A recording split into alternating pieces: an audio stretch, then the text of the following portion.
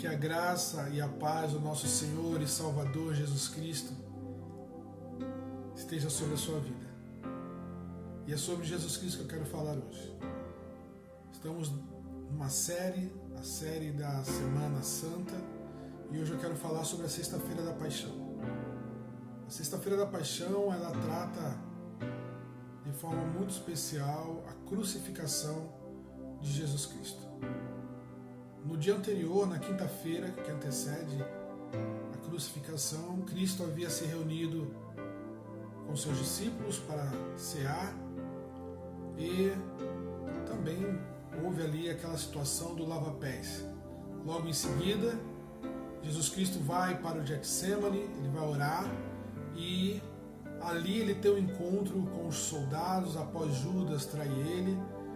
E o que acontece depois dessa situação é que Jesus Cristo não descansa mais.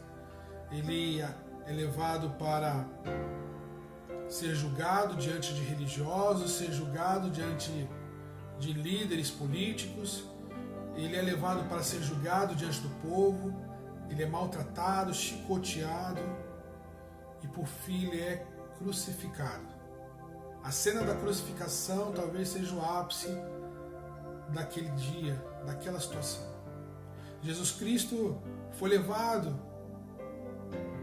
como sacrifício por mim e por você, porque o pecado do homem, para ser resolvido, ele passava por ter um sacrifício, porque o salário do pecado é a morte. A partir do momento que o homem morreu, só poderia ser resolvido agora com o sangue sendo derramado, porque Deus é santo e Ele não admite o pecado. Logo, para que eu ou você pudéssemos ser perdoados, era necessário então o sangue, mas não era qualquer sangue. Já na lei que Deus havia colocado, era que o pecado para ser perdoado deveria ser feito, deveria ser utilizado um animal. O homem então levava um animal até o sacerdote. O sacerdote cortava ali o seu pescoço, e aquele sangue, quando descia, representava o sangue do pecador. Mas não podia ser qualquer animal, tinha que ser um animal sem mancha, um animal saudável, um animal puro. Mas sempre foi deixado claro que o sangue de animais não era suficiente para resolver o problema do pecado da humanidade. Logo, seria necessário o sangue de um homem sem pecado, um homem saudável, para que pudesse ser realmente o sacrifício pela humanidade. E não havia um justo sequer, não havia um sequer que pudesse cumprir, completar com a lei, completar com esta necessidade. Mas Jesus Cristo veio. Deus, em seu infinito amor, enviou Jesus Cristo. Jesus Cristo que veio para morrer em nosso lugar. E este é o cenário. Dentro desse cenário da cruz que eu estou narrando, aconteceu algo interessante. É sobre isso que eu gostaria de falar, gostaria de tratar neste vídeo. O tema da mensagem de hoje é Está Consumado. E o texto que nós vamos utilizar se encontra em João, capítulo 19, versículo 30, que diz: Tendo-o provado, Jesus disse: Está consumado. Com isso curvou a cabeça e entregou o Espírito. Jesus Cristo estava na cruz e no momento de grande aflição ele diz: Estou com sede. E alguém embebeda ali uma esponja com vinagre, leva até a direção da boca de Jesus. Jesus, então, sentindo aquele gosto, ele diz: Está consumado. Ele inclina a cabeça e ali é o último momento de Jesus. Este é um termo que talvez deixa claro de uma forma, da forma mais explícita, o amor de Deus. Talvez você não compreenda esse termo, está consumado, porque ele não é um termo muito utilizado por nós no dia a dia. Está consumado foi a última palavra de Jesus. E quando eu falo última palavra, talvez alguém fale, mas são duas palavras, pastor. Sim, no português foi traduzido está consumado, duas palavras aí, mas no grego é apenas uma, tetelestai. Tetelestai. Que nos dá uma gama de significados sobre o amor de Deus para conosco. E eu quero falar aqui sobre alguns desses significados. O primeiro significado de tetelestai, ele possui um contexto familiar. Dentro desse contexto familiar, tinha a mesma ideia de um pai, ou seja, uma autoridade familiar, que manda seu filho fazer algo. E o filho, quando concluía este algo, ele chegava diante do seu pai ou diante da sua autoridade familiar e dizia tetelestai, ou seja, terminei. Isso mostra que quando Jesus Cristo fala tetelestai, o céu ouviu, o Pai recebeu a resposta. Pai, eu terminei aquilo que o Senhor colocou para a minha vida. Eu terminei a missão que tu me deste. E dentro dessa missão está a minha vida, está a sua vida. Porque dentro dessa missão está alcançar você. Jesus Cristo, como sacrifício por nossas vidas, ele tinha dentro dessa missão alcançar a sua vida e a minha vida. Se você ainda não teve encontro com Jesus, eu quero te dizer que Deus já cumpriu a missão de alcançar a sua vida. Basta você abrir o seu coração para Deus, que Deus está pronto para te alcançar, para te tocar, para ter contato contigo. Mas não para por aí. Tetelestai não significa apenas que Jesus Cristo cumpriu a missão dele, de morrer na cruz. Tetelestai também tinha um outro contexto, além do contexto familiar.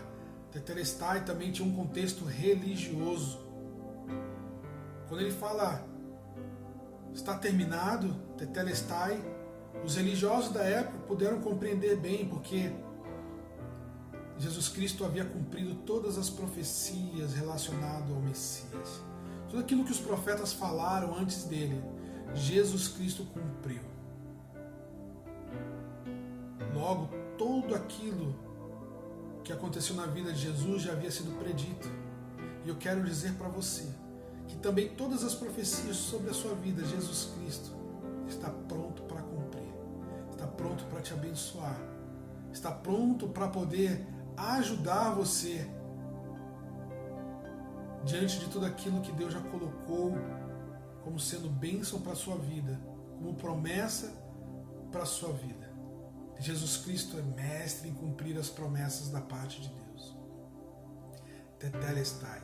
Tetelestai também tinha um outro contexto, além do contexto familiar, além do contexto religioso, ele também tinha um contexto jurídico, que significava como se houvesse o cumprimento de uma pena, como se a sentença foi executada. Tudo aquilo, todo tipo de mal, todo tipo de problema, todo tipo de retorno por causa do pecado, que poderia fazer mal à humanidade, Jesus Cristo levou sobre ele ali naquela cruz. Todo tipo de sofrimento, todo tipo de dor, Jesus Cristo recebeu naquela cruz. Tudo que o ser humano passou, tudo que o ser humano pode passar, tem alguém que compreende muito bem, tem alguém que entende muito bem. É Jesus Cristo. A dor que você pode sentir, a dor que você esteja passando, saiba que Jesus Cristo conhece a sua dor e Ele pode te ajudar. Mas muito além disso, significa que tudo aquilo que deveria vir, na verdade, sobre mim e sobre você, Jesus Cristo pagou naquela cruz. Era para ser eu, era para ser você sofrendo naquela cruz. Mas Jesus sofreu no meu e no seu lugar. Tetelestai, portanto, tinha também esse contexto jurídico. Mas não para por aí. Tetelestai também tinha um contexto que não era só familiar, não era só um contexto religioso, não era só um contexto jurídico, mas também um contexto comercial. Tetelestai também poderia significar está pago. Era um termo muito utilizado pelos compradores ou pelos vendedores, no caso também, quando uma dívida era quitada. Quando alguém comprava, por exemplo, uma propriedade, e ali ele recebia um carimbo dizendo, escrito Tetelestai, está pago. Isso significa que Jesus Cristo pagou. E ele pagou o que, pastor? Ele pagou o preço. O preço que era das nossas almas, porque estávamos presos, éramos como escravos. Éramos como escravos. E Jesus Cristo vem e nos compra, paga o preço. Éramos como escravos do pecado. E Jesus Cristo vem e paga o preço para que hoje eu e você possamos ser libertos deste mesmo pecado. Você é livre. Em Cristo você é livre. Em Cristo Ele te dá condições de você viver a liberdade verdadeira. Não essa liberdade falsa que o mundo tenta colocar, mas a liberdade verdadeira. De poder dizer não para qualquer coisa. De poder realmente ter controle sobre a sua vida. Isto sim é liberdade. Tetelestai, portanto, tinha também esse contexto comercial. Mas não para por aí, eu quero abordar só mais um. Portanto, Tetelestai tinha um contexto familiar, Tetelestai tinha um contexto religioso, Tetelestai tinha um contexto jurídico, Tetelestai tinha um contexto comercial, e Tetelestai tinha, sim, por último aí abordando, um contexto militar. Em uma guerra, no final de uma guerra, quando um exército cumpria com a sua missão de vencer o outro exército, era comum dar brados de vitória, gritando Tetelestai. Vencemos, terminamos. E Tetelestai, nesse caso, é o brado de vitória de Jesus Cristo na cruz. Talvez você não compreenda isso com tanta clareza, mas o inferno compreendeu. O mundo estava entendendo claramente o que Jesus estava falando. Jesus Cristo deu o grito dele de vitória sobre os nossos inimigos. Ele venceu o mundo, ele venceu a carne, ele venceu Satanás. Satanás e suas hostes foram completamente humilhados diante da morte de Jesus Cristo. Eles tentaram até o fim fazer com que ele desistisse ou que ele pecasse, mas Jesus Cristo foi até o final. E na sua última palavra ele bradou, Tetelestai. Está concluído. Eu venci. Cheguei até o final. E é isto que Deus também coloca para as nossas vidas. Essa luta que nós passamos contra os nossos inimigos, ela já foi vencida na cruz. E Ele nos convida para que você não lute essa luta sozinho. Não lute contra o pecado sozinho. Não tente resolver o problema do pecado sozinho. Porque já foi dada essa oportunidade ao ser humano e o homem não conseguiu vencer. Leve até os pés de Jesus. Clame ao Senhor por ajuda. E Ele está pronto para te dar a vitória, para te ajudar a vencer, para te conduzir pelo caminho que deve ser conduzido para que você alcance a vitória almejada sobre a sua carne, sobre o mundo, sobre Satanás. Jesus Cristo já venceu. E Ele fala, tenha bom ânimo, vocês terão aflições, mas tenham bom ânimo, pois eu venci o mundo. Ele venceu. E Ele também nos chama para vencer. Para vencer. Diante de todos esses contextos, como eu falei, Tetelestai é a maior expressão de amor. E por que ela é uma expressão de amor, sendo que foi falado nenhum contexto nesse sentido? Porque o resumo de tudo isso é o amor de Deus. Quando nós falamos sobre amor, nós não estamos falando sobre um sentimento. uma sensação, uma emoção, um impulso. Não. Amor é prática. Se uma pessoa fala que se importa com a outra e diz que ama, isso só pode ser comprovado se houver a prática, uma atitude na direção daquela pessoa. Caso contrário, é apenas discurso. Amor exige prática. E quando Jesus Cristo fala tetelestai, Ele está selando a prática de Deus em relação ao amor. Ele está dizendo, Deus não é um Deus, não é um ser que somente fala que ama. Ele mostra que ama. Ele mostra que ama.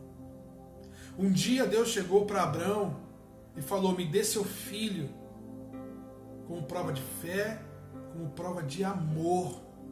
Abraão pegou seu filho e ofereceu a Deus. Deus, naquele último minuto, ele falou, Abraão, não precisa mais. Você já provou para mim a sua fé. Provou para mim o seu amor. E dessa vez, foi a vez de Deus também provar. Se nós achamos um absurdo Deus pedir a vida de uma criança para Abraão, a vida de um filho, saiba que agora foi a vez de Deus. Deus, para provar o seu amor pela humanidade, Ele ofereceu o seu filho. Deus ofereceu o seu filho como prova de amor, para cumprir com aquilo que nós não teríamos condições de cumprir. Isto é justiça. Isto é justiça. O amor de Deus veio e nos alcançou. O amor de Deus veio em forma de missão. O amor veio para cumprir a sentença que era para ser sobre nós todo o sofrimento. O amor de Deus veio para nos resgatar de tudo isso. O amor de Deus veio para mostrar que as promessas de Deus existem e elas são cumpridas. E ela se cumprirá em nossas vidas. O amor de Deus demonstra claramente que já foi pago todo o preço para que você hoje esteja liberto. O amor de Deus veio para poder te dar a vitória contra Satanás e contra suas hostes, contra este mundo maligno e contra a sua própria carne. Esse é o amor de Deus, é a atitude perfeita. Deus não fala apenas, mas Ele age. Deus não te amou. Deus não vai te amar, Ele te ama. Ele continua te amando. Se Ele te amou ontem, Ele continua te amando hoje. E Ele não promete só te amar amanhã, mas Ele continua te amando, te amando. E isso vai reverberar amanhã e depois de amanhã e sempre. Deus sempre vai te amar. E isso significa que Ele sempre terá uma atitude na tua direção. Ele sempre estará disposto a te ajudar, a estender a mão na sua aflição, na sua necessidade. E a maior das atitudes foi a cruz. Foi a cruz. Por isso que, apesar de ter sido um momento tão triste, nós precisamos comemorar o amor de Deus por nós. Deus te ama. Deus te ama. E Cristo veio para provar isso. Amém? Eu quero orar por você. Senhor meu Deus, obrigado, Pai, por este momento. Obrigado, Deus, pelo teu sacrifício na cruz. Pai querido, eu venho a Deus pedir que nesse momento o Senhor possa visitar cada uma dessas pessoas que ouviram, Pai, essa mensagem, Senhor. Que o Teu Espírito Santo possa consolar, ó Deus, aqueles que estão tristes, abatidos por causa das suas lutas, por causa das suas dores. Tu conheces, ó Deus, a dor de cada um. Tu podes, ó Deus, dar a resposta e Tu és a resposta, Pai. Ó Deus, para o Teu povo. Ó Deus, visita, Pai, liberta aqueles que estão aprisionados, ó Pai, que estão tentando lutar sozinhos, ajuda-os, ó Pai, em nome do Senhor Jesus, e ajuda-os, ó Pai, a seguirem em vitória, triunfante, Senhor. Somos gratos a Ti porque Tu és Jesus, o Emanuel, o Deus conosco, aquele que não nos desampara. Muito obrigado, Pai, por tudo que o Senhor fizeste enviando o Seu Filho. Muito obrigado, Espírito Santo, por cuidar de nós em todo o tempo. E muito obrigado, Jesus Cristo, por morrer na cruz, por ser o sacrifício em nosso lugar. Não há como pagarmos o que o Senhor fez por nós. Muito obrigado.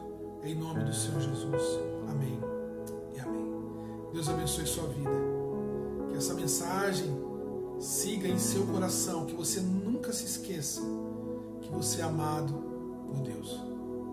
Que você possa não somente guardar com você, mas também compartilhar com outros. Compartilhe essa mensagem do amor de Deus para mais e mais pessoas. Deus abençoe sua vida. Deus abençoe sua semana. Em nome de Jesus. Amém e amém.